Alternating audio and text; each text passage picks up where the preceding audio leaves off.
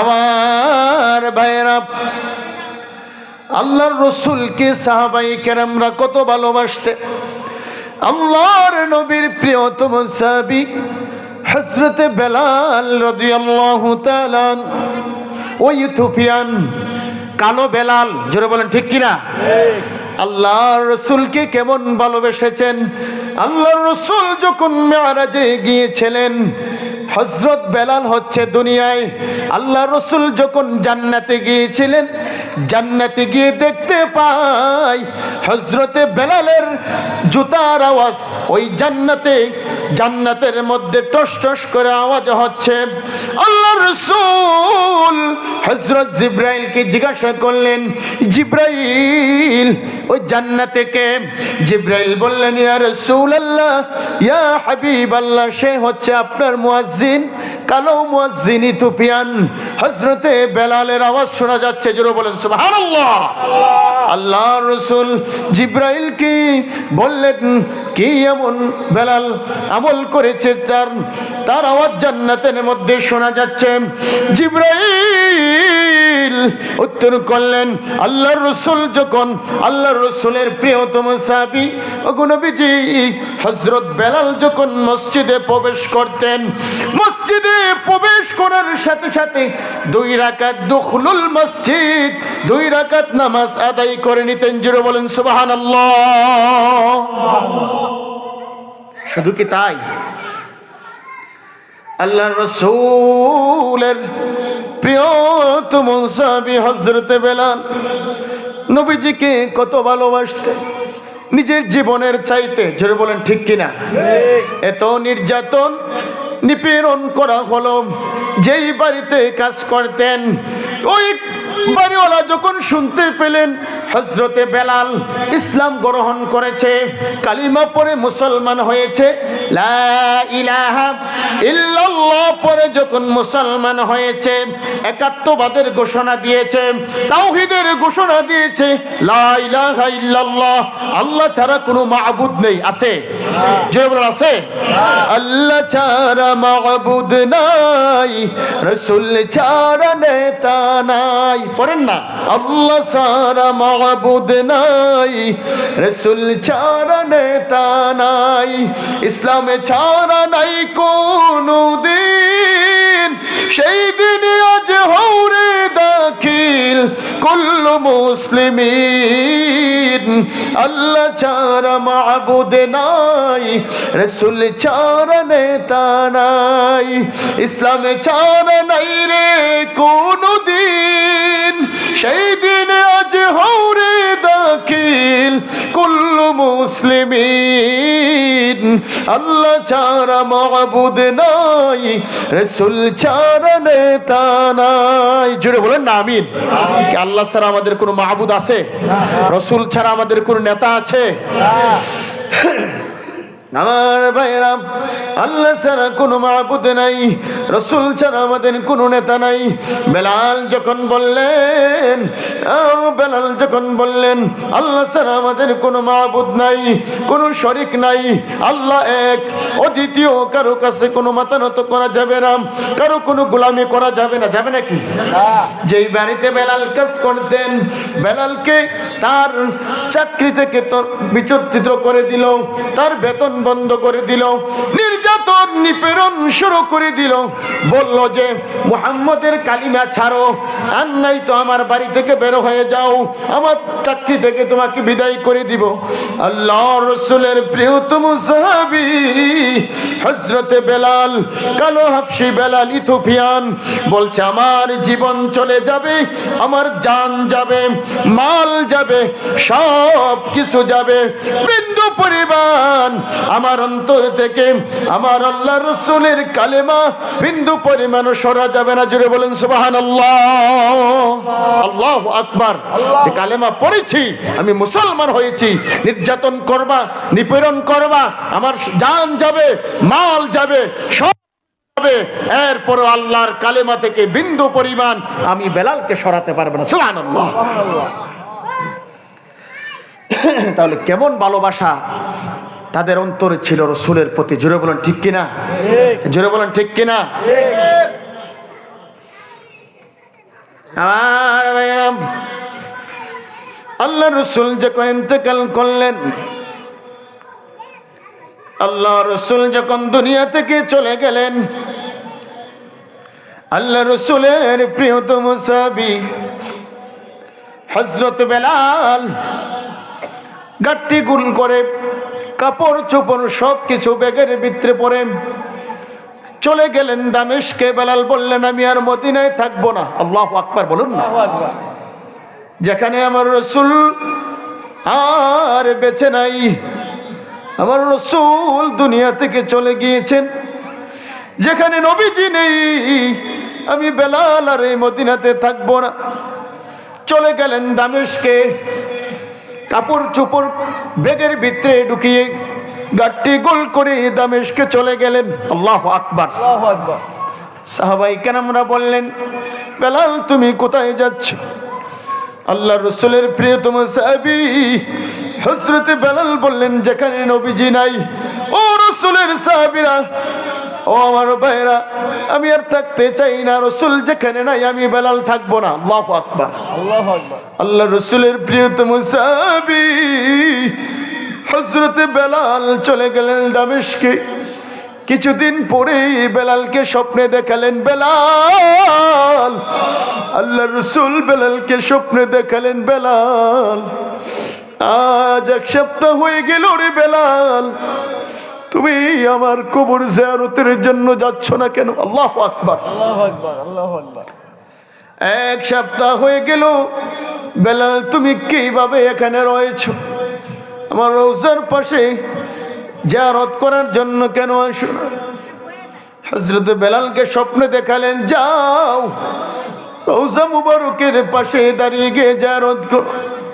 আল্লাহ রসুলের প্রিয়তম সাহাবী হযরত বেলাল যখন স্বপ্নে দেখলেন, চলে আসলেন নবীজির মহব্বতে মদিনা মুনাওয়ারায়, নবীজির রওজা পাকের সামনে, নবীজির রওজা জিয়ারত করার জন্য। জোরে বলুন না সুবহানাল্লাহ। মদিনা গরম হয়ে গেল। মদিনার সকল সাহাবীরা খবর পেয়ে তারা রেডি হয়ে গেল বেলালকে স্বাগতর যাওয়ার জন্য। বেলাল আসতেছে, মদিনা গরম হয়ে গেল। আল্লাহ রসুলের প্রিয়তম সাহাবী হযরত বেলাল আগমন করেছে। আল্লাহু আকবার, আল্লাহু আকবার। আল্লাহ রসুলের প্রিয়তম সাহাবী হযরত বেলাল যখন আসলেন, সাহাবায়ে কেরামরা বললেন, বেলাল তুমি আজকে আজান দিতে হবে। আল্লাহু আকবার বলুন না। আল্লাহু আকবার। আল্লাহ রসুলের প্রিয়তম সাহাবী হযরত বেলাল বললেন, না আমি আর আজান দিব না, যেখানে নবীজি নেই সেখানে আমি আর আজান দিব না। সাহাবীদের কথা শুনলেন না। আল্লাহ রসুলের প্রিয়তম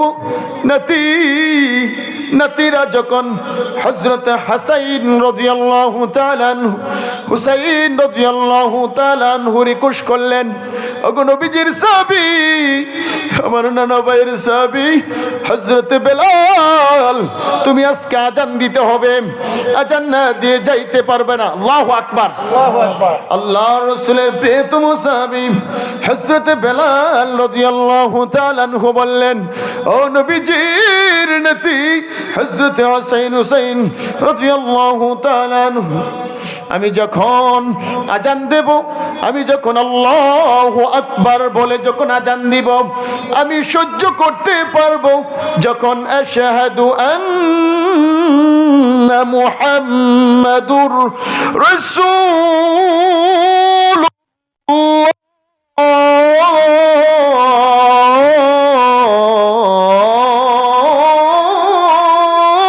আল্লাহু আকবার, আশহাদু আন্না মুহাম্মাদার